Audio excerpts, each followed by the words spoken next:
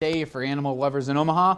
It's apparent that this man made an impact that will last long past his life.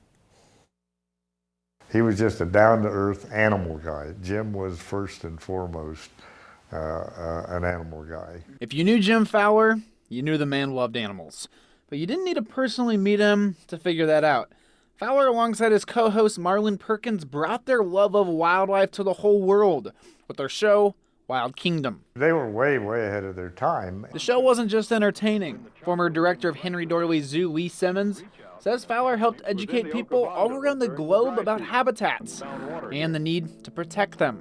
Jim and Marlon probably had as much to do with the public's appreciation of nature and of conservation, the need for conservation, as the zoos did. And Fowler definitely had a local impact.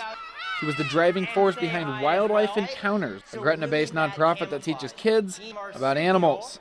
Kip Smith says Fowler initially reached out to them over 20 years ago, but it didn't go very well. He actually called my parents and said, hey, this is Jim Fowler. My mom thought it was a joke, and she hung up on him.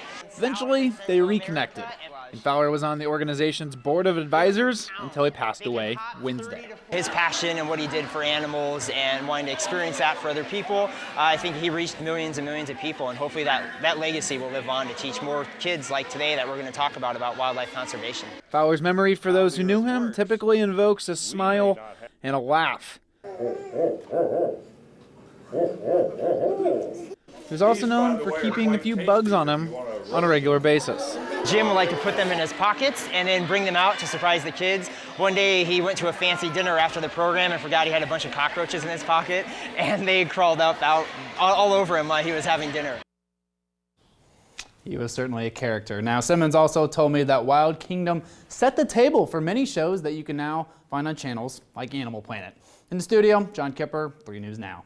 Thanks, John.